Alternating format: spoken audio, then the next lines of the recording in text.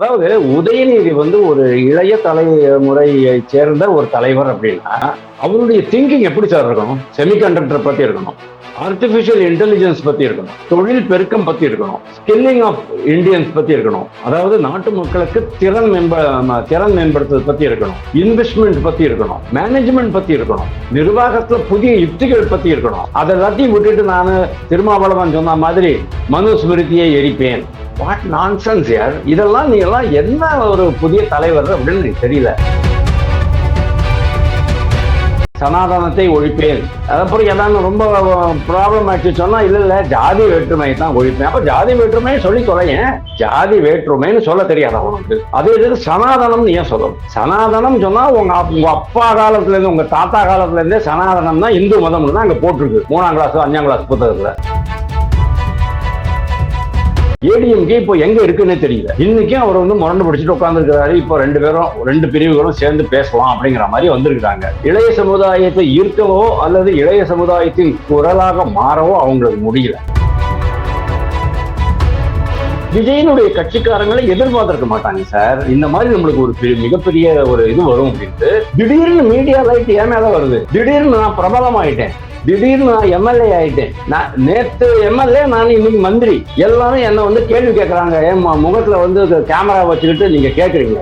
என்னால அது எப்படி சமாளிக்கிறதுன்னு திக்குமுக்காடி போய்கிட்டு இருக்கேன். இந்த கண்டிஷன் தான் தாவேகா எம்எல்ஏக்களுக்கும் அமைச்சர்களுக்கும் இருக்கு. அதான் தாறுமாறா எல்லாரும் பேச ஆரம்பிச்சிட்டாங்க. பேசவே தெரியல. பப்ளிக்ல பொது வெளியில மக்களோட பேசும்போது, கேமராக்கு முன்னால பேசும்போது எப்படி பேசணும், அந்த நெளிவு சுழிவுகள் ஒண்ணுமே தெரியாம இருக்காங்க.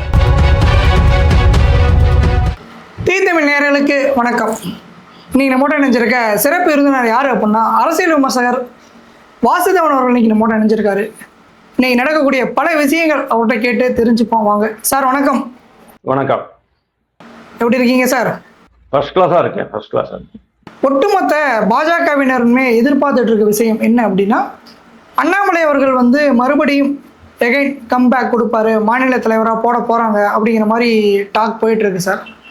பிஎல் சந்தோஷ் தலைமையில் சென்னையில் ஒரு மீட்டிங் நடக்குது, கோயம்புத்தூரில் ஒரு மீட்டிங் நடந்துச்சு. இந்த மாதிரி அடுத்த கட்ட நடவடிக்கை பல மீட்டிங் நடந்துகிட்டே இருக்கு. இதில் அடுத்து உண்மையிலே என்னதான் சார் நடக்கும்? கம்பேக் கொடுப்பார் அண்ணாமலை? அண்ணாமலை திருப்பி வரணும் அப்படின்ட்டு எல்லாருமே கேட்டுட்டு இருக்காங்க. நேற்றுக்கு நைட்டு ஒரு பதிவு போட்டிருந்தேன் ஃபேஸ்புக்கில். கருப்புசாமி அப்படின்னு அவருக்கு பேர் வச்சு அந்த பதிவை போட்டிருந்தேன். நரசிம்மன் மாதிரி தூணை உடைச்சிக்கிட்டு வரணும் அப்படிலாம் சொன்னா, வராகம் மாதிரி, வராகம்னா காட்டுப்பன்றி, அந்த பூமியை தூக்கிட்டு வராருல அது, அந்த மாதிரி ஒரு திமிரி கொண்டு வரணும் அப்படின்ட்டு நான் வந்து போட்டிருந்தேன். எல்லாருடைய ஆசையும் அது அதான் இருக்கு. ஆனா உண்மையிலேயே அவர் வருவாராங்கிறது எனக்கு தெரியல. ஏன்னா கள நிலவரம் கம்ப்ளீட்டா சேஞ்ச் ஆயிடுச்சு. நம்ம விஷ் பண்றது ஒண்ணு, ஆசைப்படுறது ஒண்ணு. ஆனா அது அந்த ஆசைகள் வந்து இந்த சூழ்நிலையில நிறைவேறுமாங்கிறத நம்ம பார்க்கணும். விஜய் அப்படிங்கிறது இப்போ நிரந்தரம் 5 வருஷத்துக்கு, மேபி 10 வருஷத்துக்கு. விஜய் அப்படிங்கிற அந்த ஒரு புதிய அமைப்பு, அந்த தாவேகாங்கிற அமைப்பு தமிழக அரசியல்ல வந்தாச்சு. எந்த திராவிட கட்சிக்கு லாஸ் ஆச்சுங்கிறத விட்டுடுங்க.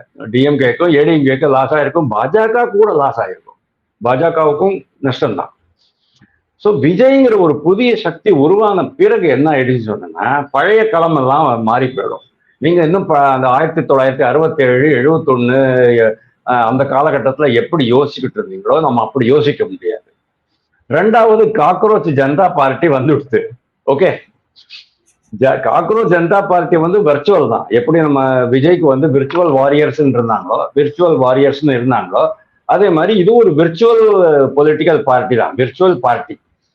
அதனால வந்து ஒரு களத்துல ஒரு மிகப்பெரிய தாக்கம் இது உடனே ஏற்படாதுன்னு நம்ம நினைச்சாலும் கூட, அந்த ஜென்சி, அதாவது இளைய தலைமுறையினர், 29 வயசுக்கு உட்பட்டவர்கள் தங்களுடைய குரலை அடுத்தவர்கள் கேட்கணும் அப்படிங்கிற மாதிரி வந்துட்டாங்க. அவங்களுக்குன்னு ஒரு திங்கிங் கெப்பாசிட்டி இருக்கு. அவங்கெல்லாம் வந்து காக்ரோச் கிடையாது அப்படின்ட்டு தலைமை நீதிபதிக்கு அறிவுறுத்துறாங்க. எங்களை எப்படி நீங்க காக்ரோச்னு சொல்லிட்டீங்க?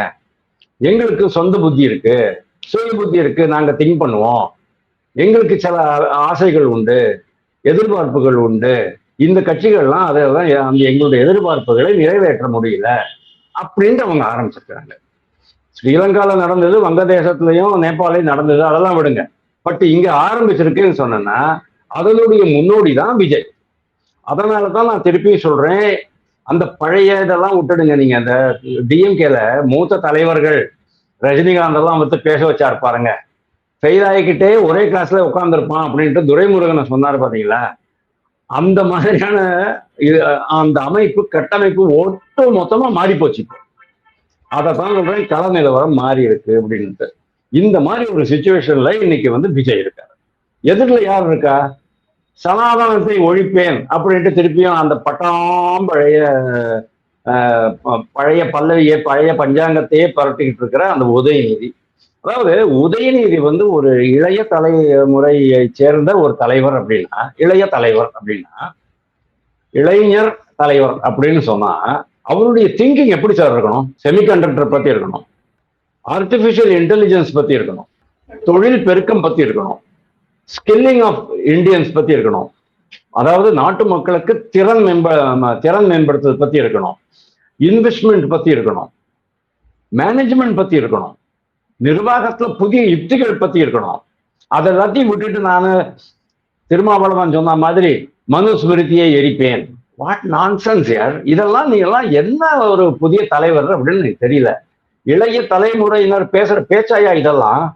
சனாதனத்தை ஒழிப்பேன், அப்புறம் ஏதாவது ரொம்ப ப்ராப்ளம் ஆயிடுச்சு சொன்னா இல்ல ஜாதி வேற்றுமை தான் ஒழிப்பேன். அப்ப ஜாதி வேற்றுமையை சொல்லி தொலையேன். ஜாதி வேற்றுமைன்னு சொல்ல தெரியாது அவனுக்கு. அதே இது சனாதனம்னு ஏன் சொல்லணும்? சனாதனம் சொன்னா உங்க அப்பா காலத்துல இருந்து உங்க தாத்தா காலத்துல இருந்தே சனாதனம் தான் இந்து மதம்னு தான் அங்க போட்டிருக்கு 3ஆம் கிளாஸ் 5ஆம் கிளாஸ் புத்தகத்துல. அப்ப திருப்பி அந்த சனாதனத்தை பத்தி இப்ப பேசுறதுக்கு என்ன அவசியம் இருக்கு? ஐடியாவே இல்ல. காலத்துக்கு ஏத்த மாதிரி மாத்திக்கணும். நீங்க வந்து சினிமால புதுசா யுக்திகள், டைரக்ஷன் டெக்னிக் வேற மாதிரி இருக்கும், கேமரா டெக்னிக் வேற மாதிரி இருக்கும், லைட்டிங் டெக்னிக் வேற மாதிரி இருக்கும், நடிப்பே வேற லெவலுக்கு இருக்கும், இசை வேற லெவலுக்கு இருக்கும், புதிய மாறுதல்கள் கொண்டு வருவாங்க. ஆனா டிஎம்கே இன்னைக்கு கூட பாருங்க அந்த பழைய பஞ்சாங்கத்தையே புரட்டிக்கிட்டு உட்காந்துருக்கு. அதனால டிஎம்கேக்கு மிகப்பெரிய இது இருக்கிற மாதிரி எனக்கு தெரியல. இன்னொன்னு, உதயநிதி திருப்பியும் அந்த மாமன்னன் திரைப்படம் முடிஞ்சது இல்லையா, அதுக்கப்புறமா போகல 2023க்கு அப்புறமா இப்ப திருப்பியும் ஒரு புதிய படம் ஒப்பந்தம் பண்ண போறார் அப்படின்னு கேள்விப்பட்டேன். என்ன ஆகும் அப்படின்னு அந்த கட்சிக்கு என்ன ஆகுங்கிறது நீங்க பாருங்க. இது ஒரு விஷயம். ரெண்டாவது விஷயம், ஏடிஎம்கே இப்போ எங்க இருக்குன்னே தெரியல. இன்னைக்கும் அவர் வந்து முரண்டு பிடிச்சிட்டு உட்கார்ந்துருக்கிறாரு. இப்போ ரெண்டு பிரிவுகளும் சேர்ந்து பேசலாம் அப்படிங்கிற மாதிரி வந்திருக்கிறாங்க. ஆனா அவங்களாலையும் ஒரு இந்த இளைய சமுதாயத்தை ஈர்க்கவோ அல்லது இளைய சமுதாயத்தின் குரலாக மாறவோ அவங்களுக்கு முடியல. அதனாலதான் வந்து விஜயனுடைய கட்சிக்காரங்களை எதிர்பார்த்திருக்க மாட்டாங்க சார். இந்த மாதிரி நம்மளுக்கு ஒரு மிகப்பெரிய ஒரு இது வரும் அப்படின்ட்டு. திடீர்னு மீடியா லைட் ஏன் மேல வருது?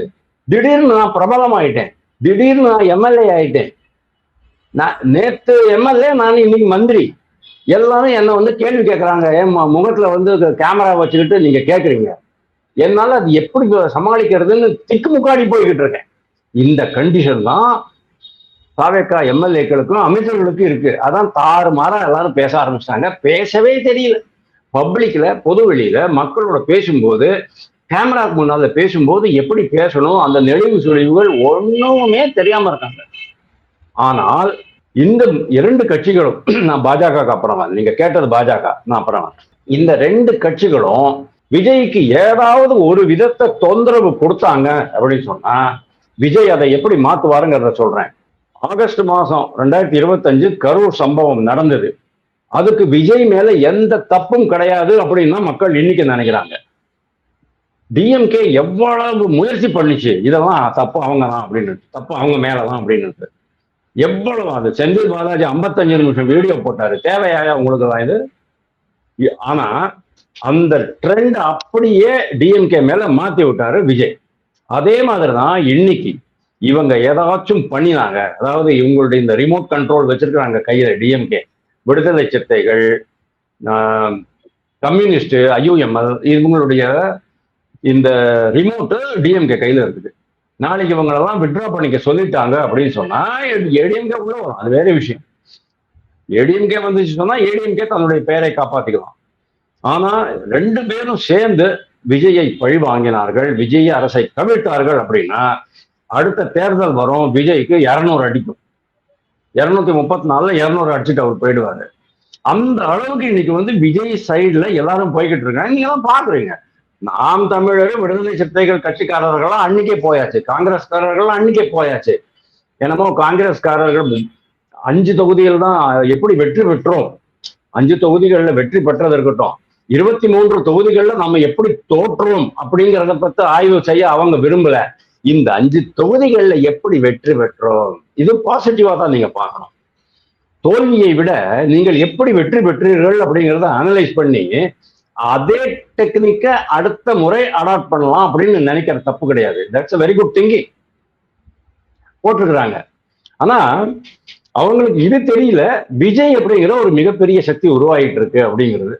ஸோ காங்கிரஸ் சாரி காங்கிரஸோ அல்லது வேற யாராவது, இப்போ வந்து விஜய் வேற டெல்லிக்கு போறாரு, பிரதமரை போய் பார்க்க போறாரு. ஒரே விஷயம், பிரதமரை போய் அவர் பார்த்துட்டு வந்தாச்சு சொன்னா பிரதமருடைய மாய ஜாலத்தை விழுந்துருவாரு, வலையில விழுந்துருவாரு. ஏன்னா இந்த பிரதமரோட போய் பேசின பிறகு பிரதமரை பிடிக்கல அப்படின்னு சொல்றது ஒண்ணுமே இருக்காது. கமலஹாசனே பாருங்க, கமலஹாசன் எவ்வளவு எதிர்ப்பு தெரிவிச்சுட்டு இருந்தாரு. நீங்க என்னத்துக்கு ராஜ்யசபாக்கு வரீங்கன்னு கேட்டா அவர் என்ன சொன்னாரு, நாட்டுக்கு அது தேவை, காலத்தின் கட்டாயம் அப்படின்னாரு. இன்னைக்கு பிரதமர் போய் அன்னைக்கு பார்த்துட்டு வந்தாரு, அதுக்கப்புறமா நேத்தி சொல்றாரு இந்த மாதிரி பெட்ரோல் விலை, இந்த மாதிரி சமாச்சாரங்கள் எல்லாம் நம்ம வந்து மத்திய அரசுக்கு ஒத்துழைக்கணும், நம்ம வந்து இதெல்லாம் தாண்டி நம்ம நாட்டை பத்தி திங்க் பண்ணணும் அப்படிங்கிற மாதிரி அவர் பேச ஆரம்பிச்சிட்டாரு. அதுதான் பிரதமர் நரேந்திர மோடியினுடைய மாயா ஜாலம். நீங்க என்ன வேணா சொல்லுங்க, கரிஷ்மா அப்படின்னு சொல்லுங்க, அவருடைய செல்வாக்குன்னு சொல்லுங்க, வசீகரம் அப்படின்னு சொல்லுங்க, இது எல்லாத்துக்கும் விஜய் வந்து விதி விலக்காக இருக்க மாட்டார் அப்படின்னு நான் நினைக்கிறேன். அப்போ இவங்களுடைய இந்த விஜய்க்கு இவங்க ஏதாவது ஒரு கஷ்டம் கொடுத்தா, துன்பப்படுத்தினால், ஆட்சியை கவிழ்த்தால் விஜய்க்கு தான் அது சாதகமா முடியும். கடைசியில இப்போ பாஜக வந்து இப்போ ஓகே, அந்த காலத்துல 2024 தோத்து போயிட்டாங்க. அதனால அந்த சமயத்துல இந்த 2 கட்சிகளும் சேர்ந்து இருந்தா, கூட்டணியா இருந்திருந்தா டெஃபினெட்லி ஏதோ ஒரு 20 இடமாவது நம்ம ஜெயிச்சிருக்கலாம் அப்படின்னு அவங்க நினைக்கிறாங்க. அதனாலதான் நாங்க எங்களை மாதிரி இங்க வெளியிலேருந்து, அரசியலுக்கு வெளியிலேருந்து பாக்குறவங்களும், அரசியலை பாக்குறவங்களும் அதைத்தான் சொன்னோம். கூட்டணி வந்துச்சு சொன்னா பலமா இருக்கும். ஆனா விஜய் வந்து ஜென்சியை கடத்திட்டு போவாருங்கிறத யாரும் எதிர்பார்க்கல. ரெண்டாவது அதுக்கு இன்னொரு காரணம் வந்து அண்ணாமலையும் ஒரு ஜென்சி தான். ஓகே, 41 வயசு ஆச்சுன்னா கூட he is still a Gen Z. அவர் வந்து களத்திலிருந்து வெளியில போயிட்டார் அப்படின்னு தெரிஞ்ச உடனே அந்த இடத்துல அவர் விஜய் ரொம்ப குயிக்கா உள்ள நுழைஞ்சு கைப்பற்றிட்டு போயிடுறாரு. இந்த 2 தப்புகள்னால தான் நடந்திருக்குது. நவ் களம் இன்னைக்கு எப்படி இருக்கு அப்படின்னு கேட்டா விஜய் தான். அதனாலதான் வந்து எல்லா கட்சிக்காரர்களும் விஜய் பக்கமே போயிட்டு இருக்காங்க. ஏடிஎம்கேலையும் போறாங்க, டிஎம்கேலையும் போறாங்க. அழுது எனக்கு இந்த 50 வருஷமா நான் அந்த கட்சிக்கு வச்சிருக்கேன், ரொம்ப மனத்தாங்களோட தான் நான் அந்த கட்சியிலிருந்து விலகுகிறேன். அதே மாதிரிதான் அந்த கோயம்புத்தூர்ல அந்த ஒரு லேடி கலை லேடி, அவங்களும் நேற்றுக்கு முடிச்சுட்டு நேராக போயிட்டு அந்த இவங்க போய் பாக்குறாங்க, அதாவது மார்ட்டினுடைய மனைவி லீமா ரோஸ் போய் பாக்குறாங்க. என்ன ஆகுறது அப்படின்னு தெரியல. ஏன்னா அவங்க கூட மோஸ்ட் ப்ராபபிளி டிவிகே சைட்ல போகலாம் அப்படிங்கிற மாதிரி எனக்கு தோணுது. ஸோ ஏடிஎம்கேனால முடியாது, டிஎம்கேனால முடியாது விஜயை எதிர்க்கிறதுக்கு. விஜயை எதிர்கொள்ளவோ அடுத்த 5-10 வருடங்களுக்கு விஜய் தான் அப்படிங்கும் போது அவருக்கு எதிராக அரசியல் செய்யவோ இவங்க 2 பேருக்கும் முடியாது. உதயநிதிக்கு முடியவே முடியாது. நீங்க என்ன சனாதனம் பத்தி பேசிட்டு இருக்கீங்க, மனுஸ்மிருதி பத்தி பேசிட்டு இருக்கீங்க, ரொம்ப கேவலமா இருக்கு. சினிமாவுக்கு வேற போறீங்க, நடிக்கிறதுக்கு போறீங்க. அதனால உதயநிதிக்கும் முடியாது, ஏடிஎம்கேக்கும் முடியாது. இருக்கிறது ஒரே ஒரு கட்சி தான், பாரதிய ஜனதா கட்சி. அன்புமணி ராமதாஸால முடியாது, ஏன்னா அவர் ஆல் இண்டியா கட்சி கிடையாது. மாநிலத்திலேயே அது ஒரு ஜாதி கட்சியாத்தான் இன்னைக்கும் பார்க்கப்படுகிறது. அப்ப பாரதிய ஜனதா கட்சி தான்.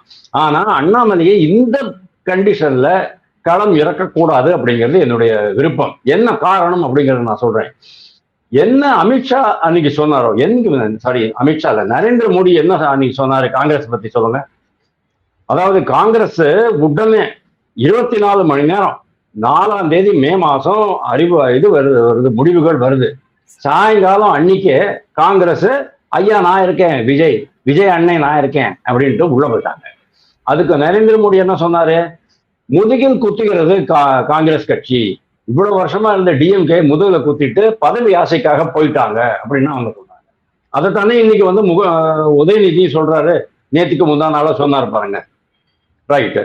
அப்போ இன்னைக்கு நீங்க அண்ணாமலையை இறக்கிவிட்டு 2029 தேர்தலுக்கு முன்னால டிஎம்கே கூட கூட்டணி வச்சுக்கலாம் சொல்லி பாரதிய ஜனதா தலைமையும் முடிவு பண்ணிச்சு சொன்னா அண்ணாமலையினுடைய கண்டிஷன் என்னவா இருக்கும் நீங்க திங்க் பண்ணி பாருங்க. ஒரு மனுஷன் எவ்வளவுதான் தாங்குவான்?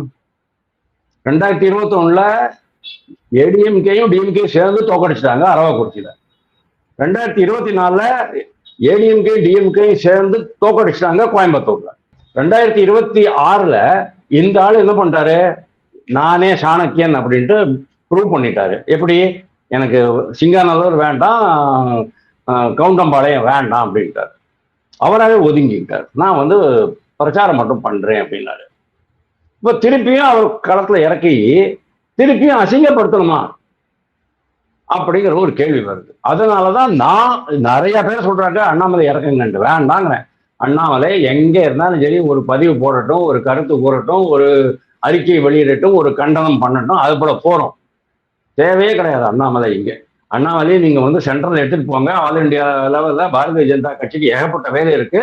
மத்திய அரசுல மத்திய பாஜக குறிப்பா ரெண்டையும் சொல்றேன் உங்களுக்கு. மத்திய அரசுக்கு எக்கச்சக்கமான நெருக்கடி இருக்கு இன்னைக்கு. ஜென்சி புரட்சிங்கிறது வந்து இன்னைக்கு விஜய் மாடல், காக்ரோச் மாடல், கரப்பாம்பூச்சி மாடல்னு சொல்லணுமா, நாடளவில் வருமா வராதாங்கிறது ஒரு மிகப்பெரிய கேள்விக்குறி. வரலாம், வராமலும் போகலாம். நாளைக்கு எப்படி இருக்குங்கிறத சொல்ல முடியாது. ஏன்னா நம்ம நாட்டுல எதுக்குமே பற்றாக்குறை கிடையாது. 140 மக்களும் 2 வேளை நிம்மதியா சாப்பிட்டுட்டு இருக்கோம். பால் கிடைக்குது, மீன் கிடைக்குது, இறைச்சி கிடைக்குது, காய்கறிகள் பழங்கள் எல்லாம் கிடைக்குது. வேலை வாய்ப்பு இருக்கு, இக்கானமி வளர்ந்துகிட்டு இருக்கு. 3 மாசமா வளைகுடா நாடுகள்ல போர் நடந்து போது கூட இன்னைக்கு வரைக்கும் ஒரு பெட்ரோல் பம்ப் ஸ்டாக் இல்லைன்னு போர்டு போட்டிருக்காயா? ஒரு இடத்துல கூட போர்டு கிடையாது. எல்பிஜி கிடையாதுன்னு எவனும் போடல. 10 நாளுக்குள்ள வர எல்பிஜி 15 நாள்ல 20 நாள்ல கொண்டாந்து டெலிவரி பண்ணிடுறான். அந்த அளவுக்கு வந்து நரேந்திர மோடியினுடைய நிர்வாகம் பர்ஃபெக்டா நடந்துகிட்டு இருக்கு. அதனால ஜென்சி புரட்சி வராது அப்படின்னு நம்ம சொல்ல முடியாது. ஏன்னா ஜென்சி புரட்சி வரும்போது என்ன ஆகும்? தமிழ்நாட்டில் நடந்த மாதிரியே வேட்பாளர் யார், வேட்பாளருடைய தகுதி என்ன, அவருடைய கல்வி என்ன, அவர் நல்லா பண்ணுவாரா மாட்டாரா, அது ஒண்ணுமே கிடையாது. போட்டு தள்ளு, குத்திடு, அவ்வளவுதான்.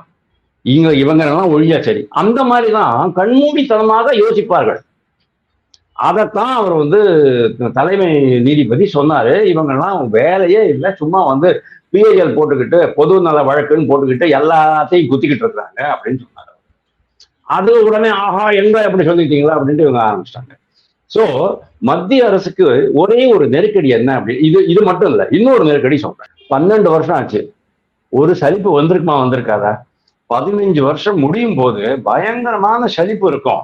அதனாலதான் முந்தா நாள் ஒரு 2-3 days 21ஆம் தேதி நினைக்கிறேன், டெல்லியில 4.5 மணி நேரம் மீட்டிங் போட்டாங்க, ஆய்வு போட்டாங்க. எப்படி அசஸ் பண்ணணும், பிரபாகரன் அறநிலையத்துறை அமைச்சர் அப்படின்னா இந்த தீத்தமிழ் பிரபாகரன் அவர் எப்படி வேலை பண்ணார் அப்படிங்கிறத அளவுகோல்ல அளவு பண்ணுவாங்க. புதிய அளவுகோல் வந்திருக்கு. அதை தவிரவும் அந்த நிர்வாக திறனை அடுத்த லெவலுக்கு எடுத்துட்டு போக வேண்டிய நிர்பந்தத்துல நரேந்திர மோடி இருக்கிறாரு. இது ரெண்டும் பண்ணினாதான் 2029 வெற்றி பெற முடியும். ஒண்ணு. ரெண்டாவது, கட்சி தேசிய பாரதிய ஜனதாவின் தேசிய தலைமைக்கு வந்திருக்கிற நெருக்கடி. மேற்கு வங்காளத்தை ஜெயிச்சிட்டாங்க, ரொம்ப சந்தோஷம், ஃபைன். அவங்களுக்கு ரொம்ப சந்தோஷமா இருக்கு. ஆனாலும் அவங்க வந்து வெற்றியை கொண்டாடலை. ஏன் தெரியுமா? பெரிய அளவுலதான் வெற்றியை கொண்டாடலை. ஏன்னா அது மிகப்பெரிய சேலஞ்சு. அந்த 50 வருஷம் நடந்த தவறுகளை மாற்றுவதற்கு அவர்கள் முயற்சிக்கிறார்கள். மேற்கு வங்காளத்துல 49 வருஷம், 35 வருஷம், 34 வருஷம் கம்யூனிஸ்டுகளும், 15 வருஷம் மம்தா பானர்ஜியும். அதனால அந்த வெற்றியை ரொம்ப பெரிய அளவுல கொண்டாடலை. அதுக்கு இன்னொரு காரணமும் இருக்கு. உத்தரப்பிரதேசம் அடுத்த வருஷம் எலெக்ஷன் வருது, குஜராத்ல எலெக்ஷன் வருது. காங்கிரஸ் கட்சி பிரசாந்த் கிஷோரை திருப்பியும் உள்ள கொண்டு வந்திருக்கு. பிரசாந்த் கிஷோர் உள்ள வந்துட்டார் சொன்னா கண்டிப்பா உங்களை வந்து அந்த கட்டத்துல புஷ் பண்ணி விட்டுடுவாரு. அந்த பினிஷிங் லைன் வரும்போது உங்களை பின்னாலேருந்து ஒரு தள்ளி விட்டுடுவாரு, நீங்க ஜெயிச்சிடலாம் அப்படின்ட்டு காங்கிரஸ் கட்சி பாக்குது. ஸோ அது ஒரு சேலஞ்சு. 2வது சேலஞ்ச் என்ன அப்படின்னு சொன்னா, தமிழ்நாடு, கேரளா, இப்போ இந்த சவுத் எல்லாம் மொத்தமாவே அவங்களுக்கு வந்து பிரயோஜனம் இல்லை. திருப்பியும் 244 அந்த 245 நின்றுச்சுன்னா என்ன பண்றது அப்படிங்கிறது தெரியல. பார்ட்டி ஆர்கனைசேஷனுக்கு இப்பதான் நிதின் நவீன் வந்திருக்கிறாரு. அவருக்கு தனி டீம் ஒன்று வேணும். அந்த டீம்ல அண்ணாமலையை கொண்டு வந்தா இன்னும் பெட்டரா இருக்குமோ அப்படிங்கிறது அவங்களுடைய நினைப்பு. இருக்கலாம், கண்டிப்பா அவங்க வந்து ஒரு புதிய ரத்தம், புதிய சிந்தனை, மாறுபட்ட அணுகுமுறை இதெல்லாம் வந்து அவரால் கொண்டு வர முடியும். அதனால கட்சியையும் அவங்க வந்து பலப்படுத்தி ஆகணும். சேலஞ்சஸ் நிறைய இருக்கு, ஆட்சியிலையும் சேலஞ்சஸ் அதிகமாக இருக்கு. அப்படிங்கும்போது அண்ணாமலை தமிழ்நாட்டில் இருந்தார் சொன்னா he will be under employed, under utilized. அதனால தான் சொல்றேன் அவர் வந்து டெல்லிக்கு போகட்டும். இதுதான் என்னுடைய பதில். ஸோ சார், இப்போ அதே மாதிரி இப்போ தாவேக எம்எல்ஏக்கள் எல்லாருமே வந்து புதுமுகங்கள், அமைச்சராக பதவி ஏற்றுக்கிட்டவங்க முதற்கொண்டு பல பேர் வந்து புதுமுகங்கள். அவங்க எல்லாமே நேரடியாக களத்துக்கு போய் ஆய்வு செய்வாங்க. இன்க்ளூடிங் இப்போ இந்து அறநிலையத்துறை அமைச்சர் ரமேஷ் அவர்கள் முதற்கொண்டு இப்போ ஸ்ரீரங்கம் கோயிலில் போய் ஆய்வு பண்ணியிருக்காரு. போக்குவரத்து துறை அமைச்சர் சேலம் பார்த்திபன் அவர் வந்து பஸ்ஸில் ஏறி அவர் ஆய்வு பண்ணியிருக்காரு. இந்த மாதிரி இதுவரைக்கும் மிகப்பெரிய அமைச்சர்கள் ஆய்வு பண்ணதில்லை. இப்போ இவர்கள் எல்லாமே இப்போ ஆய்வு பண்ணுறாங்களே, இதை நீங்கள் எப்படி சார் பார்க்குறீங்க? எனக்கு ஒரு பழைய இன்சிடென்ட் ஞாபகம் வந்துச்சு. ஒரு இடத்துல ரோடு போட்டுட்டு இருக்காங்க. ரோடு போடும்போது நம்மலாம் வீட்டுக்குள்ள தான் இருக்கோம். தேவையே இல்லாத வேலை. அதே மாதிரி இவங்க தேவையான, அதாவது இவங்களுக்கு ஒரு தகுதி இருக்கு அப்படின்னு சொன்னா இவங்க போய் பண்ணலாம். நான் என்ன சொல்ல வரேன், பொதுமக்கள் ஒரு இடத்துலையும் போய் அங்கே என்ன குறைகள் இருக்கு அப்படிங்கிறத, ஒரு தாலுகா ஆஃபீஸ் ஆகட்டும், பத்திரப்பதிவு ஆஃபீஸ் ஆகட்டும், ஒரு போஸ்ட் ஆஃபீஸ் ஆகட்டும். போஸ்ட் ஆஃபீஸ் தான் சென்ட்ரல் கவர்மெண்ட்ல வரும், ஸ்டேட் கவர்மெண்ட் ஒன்றும் பண்ண முடியாது. ரயில்வே அதே மாதிரி தான் பண்ண முடியாது. துப்புரவு தொழிலாளர்களுடைய வேலை, ரோட்ல இது குப்பையா கூலமா இருக்கு, சாக்கடை அடைச்சிட்டு, இந்த மாதிரியான விஷயங்கள் எல்லாம் மக்கள் படம் பிடிச்சு எம்எல்ஏக்களுக்கு, டிவிக்கே எம்எல்ஏக்களுக்கு குறிப்பாக அனுப்பணும். அப்போதான் அவங்க நிர்வாகத்தை சரி செய்ய முடியும். கலெக்டர் ஆஃபீஸு இல்லைன்னா மாநகராட்சி அலுவலகம் இந்த மாதிரி இடங்கள்லாம் போயிட்டு அவங்க பண்ண முடியும். இப்போ மாநகராட்சி, கலெக்டர் ஆஃபீஸ், இது எல்லாத்தையும் மாநகராட்சி, முக்கியமா மாநகராட்சி அலுவலகங்கள்ல தான் வந்து டிவிக்கே கிடையாது. எல்லாம் டிஎம்கேயும் ஏடிஎம்கேயும் 1-2 சின்ன கட்சிகள் தான் இருக்கு. அவங்க எல்லாம் வேலை பண்ண மாட்டாங்க. நீங்க வேணும் பாருங்களேன், சென்னையில வந்து மேயர் 200 கார்பரேட் வார்ட்ஸ் இருக்கிற சென்னையில ஒரு மேயர், டிஎம்கே மேயர், இன்னைக்கு வரைக்கும் அவங்க வந்து விஜய் போய் சந்திக்கவே இல்லை. சென்னை மேயர் மாநில அரசுடன் இணைந்து வேலை செய்தால்தான் சென்னைக்கு எதுவும் பண்ண முடியும். நாளைக்கு மழை வரும். இப்போ ஆல்ரெடி இங்க வந்து குடிநீர் பற்றாக்குறை இருக்குது. அம்மா உணவகங்கள்லாம் எப்படி வேலை பண்றது அப்படிங்கிறது தெரியல. சாக்கடை அடைச்சிக்கிட்டு இருக்கு, குப்பை கூடம் ப்ராப்ளமா இருக்கு, துப்புரவு தொழிலாளர்கள் இது தொடர்ந்துகிட்டே இருக்கு. இந்த மாதிரி சிச்சுவேஷன்ல மாநில அரசோட அவங்க வந்து இணைந்துதான் வேலை செய்யணும். வேலை செய்ய மாட்டாங்க. அதுக்கு மக்கள் தான் போயிட்டு இது பண்ணணும், கம்பல் பண்ண வேண்டியிருக்கும். அதைத்தான் வந்து இன்னைக்கு தாவேக எம்எல்ஏக்கள் பண்றாங்க நான் நினைக்கிறேன். That is okay. அது ஒன்றும் பெரிய தப்பு இருக்கிற மாதிரி எனக்கு தெரியல. ஆனா இந்த நான் முதல்ல சொன்ன மாதிரி தாவேக எம்எல்ஏக்கள் திடீர்னு எம்எல்ஏக்கள் ஆயிட்டாங்க. அவங்களுக்கு திடீர்னு ஒரு பொறுப்பு வந்துருச்சு, மக்களோட எதிர்பார்ப்பு வந்துருச்சு. தன் மேல இருக்கிற அந்த மீடியா வெளிச்சத்தை அவங்களால எப்படி ஹேண்டில் பண்றதுங்கிறது தெரியல. அதனால அவங்க வந்து ரொம்ப தத்தளிச்சுக்கிட்டு இருக்கிறாங்க. ஆனா இதெல்லாம் போக போக ஒரு 6 மாசத்துல சரியா போயிடும் அப்படின்னு நான் நினைக்கிறேன். என்னுடைய ஒரே பயம் என்ன அப்படின்னா, இந்த அரசு அதிகாரிகளும் காவல்துறையும் தான். இந்த அரசு அதிகாரிகள், காவல்துறை ரெண்டுமே இந்த அமைச்சர்களையும் எம்எல்ஏக்களையும் தவறாக வழி நடத்தினால் என்ன செய்வது அப்படிங்கிறது. ஏன்னா இவங்களை வந்து எப்படி கண்ட்ரோல்ல கொண்டு வரணும் அப்படிங்கிறது இவங்க யாருக்குமே தெரியாது, புதுசு. அதனால இவங்க கண்ணில் மண்ணை தூவி இந்த அதிகார வர்க்கம் தமிழ்நாட்டு நிர்வாகத்தை எப்படி வேண்டுமானாலும் சீர்குலைக்க முடியும். அது விஜய்க்கு தெரியும், தெரியாம இல்லை. ஆனா விஜய் அவரே கத்துக்குட்டியா இருக்காரு அப்படிங்கும் போது நம்மளால அது ஒண்ணுமே பண்ண முடியல. ரோடு போடும்போது பொதுமக்கள் அங்க போய் பார்க்கணும், அவன் சரியா போடுறானா. அவனுக்கு வந்து, அதாவது இன்ஸ்பெக்டர்ஸுடைய வேலை தான், அரசு அதிகாரிகள் தான் இன்ஸ்பெக்டர்ஸ். அவர்கள் தான் சொல்லுவாங்க, நீங்க வந்து கொத்திட்டு சுரண்டிட்டு போடுங்க, சுரண்டாம போடாதீங்க. அது ஒண்ணு. அதை அவங்க தான் என்ஷூர் பண்ணணும். ரெண்டாவது, அவங்க சொன்ன மாதிரியே 3 இன்ச்சுக்கு நீங்க கிராவல் போட்டுட்டு அதுக்கு மேல 2 இன்ச்சுக்கு தார் முக்கியம் அந்த ஜெல்லி போடணும் அப்படிம்பாங்க. இவ்வளவு ஆழத்துக்கு போடுறாங்களா இல்லையாங்கிறது யார் பாக்குறது?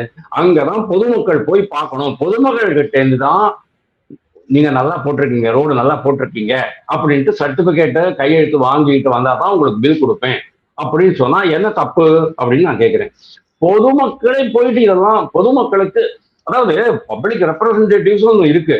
ஆனா பப்ளிக் ரெப்ரஸன்டேட்டிவ்ஸ் டிஎம்கேலையும் சரி, ஏடிஎம்கேலையும் சரி, அதுக்கு முன்னால காங்கிரஸ்லயும் சரி, அவங்க யாருமே தங்களுடைய வேலையை ஒழுங்கா பண்ணல. இன்னைக்கு தாவேகாக்கு இருக்கிற நெருக்கடி என்ன அப்படின்னா, உங்களுக்கு தான் ஓட்டு போட்டோம்ல, சரியா பாருங்க நீங்க அப்படின்ட்டு மக்கள் சொல்ல ஆரம்பிச்சாச்சு. அப்போ மக்களுடைய ரெப்ரசன்டேட்டிவாக அவர்கள் மக்களுக்கு பதில் அளிக்கக்கூடிய ஒரு நிலைமையில இருக்கிறாங்க. பொறுப்பு இருக்கு. அந்த பொறுப்பை உணர்ந்துதான் அவங்க வந்து எல்லா இடத்துக்கும் போறாங்க. ஆனா இது அதாவது ஓரளவு கட்டுப்பாட்டுக்குள்ள இருந்தா பரவாயில்ல. எனக்கு அந்த ஆளூர் ஷானவாஸ் ஞாபகம் வருது. 2021 அவர் வந்து விடுதலை சிறுத்தைகள் கட்சியில வெற்றி பெற்று உள்ள வராரு எம்எல்ஏவா. முதல் வாரம் அவர் என்ன பண்றாரு, தன்னுடைய கான்ஸ்டுவன்சியில ஏதோ ஒரு மாரியம்மன் கோயில போயிட்டு கலாட்டா பண்றாரு. மாரியம்மன் கோயிலுக்குள்ள இவர் வந்து ஒரு இஸ்லாமியராக இருந்து மாரியம்மன் கோயிலுக்குள்ள போய் அங்க எல்லாம் சரியா நடக்குதா அப்படின்னு ஆய்வு பண்றான். ஏன் தர்காவில் போயிட்டு பண்ணக்கூடாதா நீ? தேங்க்யூ.